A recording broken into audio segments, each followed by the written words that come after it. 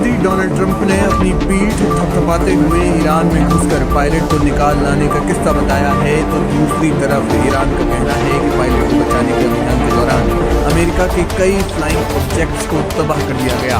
इससे पहले ईरान के पुलिस कमांड ने कहा था कि दक्षिणी इस्फहान में अमेरिका का C-130 एयरक्राफ्ट मार गिराया गया है।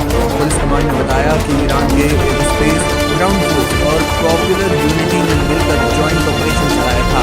ईरान के खदम अल अनविया केंद्रीय मुख्यालय ने कहा कि ईरानी सशस्त्र बल के यूनिफाइड कमांड ने 2 ब्लैक हॉक हेलीकॉप्टरों को भी मार गिराया है।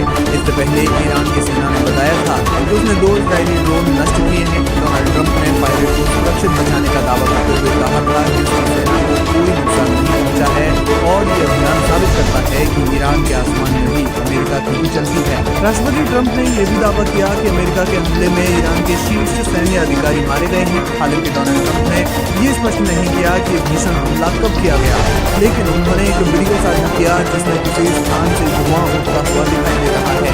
यह अभी तक साफ नहीं है कि वीडियो नया है या पुराना और किस जगह को निशाना बनाया गया है। ट्रंप ने अपने सोशल मीडिया प्लेटफॉर्म ट्विटर पर कहा कि ईरान के कई सैन्य अधिकारी कर दिए गए हैं। दूसरी ओर ईरान के खत्म के जनरल अली अबादी ने ट्रंप को चेतावनी दी कि अगर ईरान के बुनियादी ढांचे पर कोई अमेरिका या इजरायली हमला हुआ तो पश्चिमी एशिया में सभी अमेरिकी संपत्तियों और इजरायली विनाशकारी और नरम कदम लिए जाएंगे। ईरानी मीडिया ने दावा किया है कि अमेरिका के अभियान के दौरान कम से कम 5 ईरानियों की मौत हुई है। उनके मुताबिक बीती रात कोहेस्तिया इलाके में अमेरिका अपने पायलट को खोज रहा था। इस दौरान गोलीबारी में कम से कम 5 लोग मारे गए हैं। ये सभी कोहिलुए और बोयर अहमद प्रांत के रहने वाले हैं। यानी अमेरिका कुछ और दावा कर रहा है तो ईरान का कहना कुछ और है। फिलहाल एक तस्वीर शेयर की गई है जिस वीडियो में साफ देखा जा सकता है कि किस तरीके से हेलीकॉप्टर के मलबे जमीन पर पड़े हुए हैं। ईरान ने दावा किया है कि अमेरिका के हेलीकॉप्टर हैं।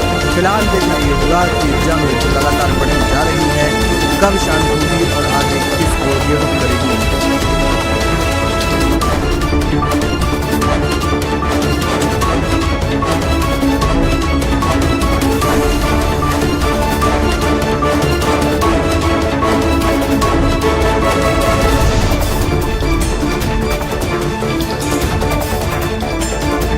मध्य पूर्व यानी मिडिल ईस्ट में तनाव की क्या पेमेंट की दिक्कतों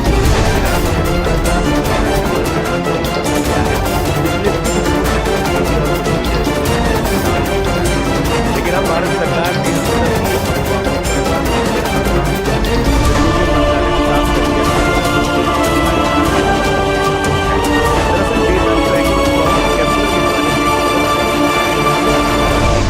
मैक्स टैंकर जिसमें लगभग 6 लाख बैरल ईरानी तेल लदा था, उसे गुजरात के वाडी नगर दावा किया गया कि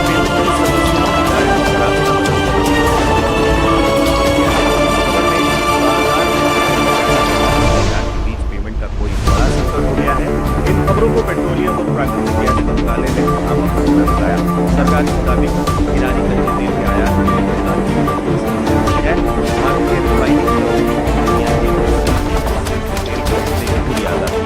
समुद्र में जहाजों का रास्ता बदलना एक सामान्य प्रक्रिया, इसे ट्रेड ऑप्टिमाइजेशन कहा जाता है। सिविल ऑफ लैंडिंग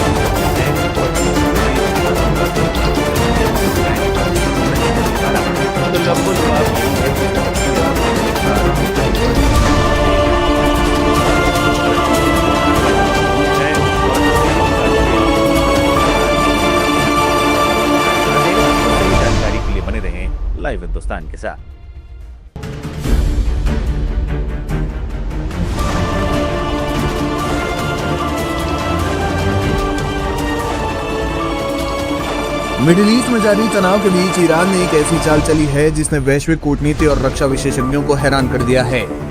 ईरान और अमेरिका के बीच जारी सैन्य टकराव के केंद्र में स्थित होर्मुज जलडमरू मध्य अब पूरी तरह से ईरान के कंट्रोल मोड में आ चुका है।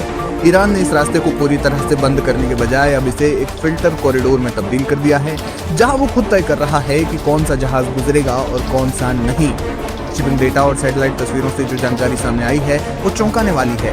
पिछले 72 घंटों के भीतर ओमान से जुड़े 3 विशाल टैंकर, फ्रांस की एक प्रमुख कंटेनर शिप और जापान का एक गैस टैंकर इस खतरनाक रास्ते को सफलतापूर्वक पार कर चुके हैं। ये वो देश हैं जिन्हें ईरान वर्तमान में अपना सीधा दुश्मन नहीं मान रहा है। ये साफ संकेत है कि ईरान ने होर्मुज की चाबी अपने हाथ में ले ली है। वो केवल उन जहाजों को रास्ता दे रहा है जो या तो तटस्थ है या फिर जिन देशों के साथ ईरान के पर्दे के पीछे कूटनीतिक संवाद जारी हैं। वहीं अमेरिका, इजराइल और ब्रिटेन से जुड़े जहाजों के लिए ये रास्ता पूरी तरह से बंद हो गया है। ईरान के इस कंट्रोल मोड ने वैश्विक अर्थव्यवस्था के सामने एक नया संकट खड़ा कर दिया है। रिपोर्टों के अनुसार ईरान इस रास्ते से गुजरने वाले जहाजों से एक विशेष ट्रांजिट फीस वसूल रहा है। सबसे महत्वपूर्ण बात यह है कि ये भुगतान अमेरिकी डॉलर के बजाय चीनी युआन और अंतरराष्ट्रीय क्षेत्रीय मुद्राओं में किया जा रहा है। ये कदम सीधे तौर पर अमेरिकी डॉलर के वैश्विक वर्चस्व यानी पेट्रो डॉलर व्यवस्था पर सीधा प्रहार है। यह स्थिति लंबे समय तक बनी रहती है तो अंतरराष्ट्रीय व्यापार में डॉलर की साख गिर सकती है, जो अमेरिका के लिए किसी भी सैन्य हार से बड़ा झटका होगा। वॉशिंगटन के लिए ये स्थिति आगे कुआं और पीछे खाई जैसी हो गई है। एक तरफ अमेरिका के एशियाई और यूरोपीय सहयोगी अपनी ऊर्जा सुरक्षा को लेकर डरे हुए हैं। वे अमेरिका पर दबाव बना रहे हैं कि या तो वो बल प्रयोग करके रास्ता खाली कराए या फिर कूटनीतिक समझौता करे। लेकिन सैन्य कार्रवाई का विकल्प भी जोखिम भरा है। अगर अमेरिका होर्मुज में ईरान पर हमला करता है तो ईरान इस प्रमुख रास्ते को पूरी तरह से माइन बिछाकर बंद कर सकता है। ऐसी स्थिति में कच्चे तेल की कीमतें $150 प्रति बैरल को पार कर सकती हैं, जिससे वैश्विक स्तर पर ऐसी महंगाई आएगी जिसे संभालना किसी भी सरकार के लिए मुश्किल हो जाएगा। ईरान ने केवल जहाजों को नहीं रोका है, बल्कि उसने इस इलाके में इलेक्ट्रॉनिक वॉरफेयर का जाल भी बिछा दिया है। क्षेत्र में तैनात अमेरिकी नौसेना के जहाजों को लगातार जीपीएस स्पूफिंग का सामना करना पड़ रहा है, जिससे जहाजों के नेविगेशन सिस्टम गलत सिग्नल दिखाने लगे हैं।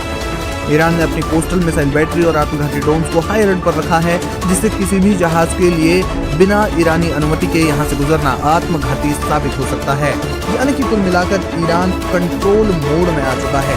देखना ये होगा कि होर्मुज को लेकर आगे क्या कुछ होता है।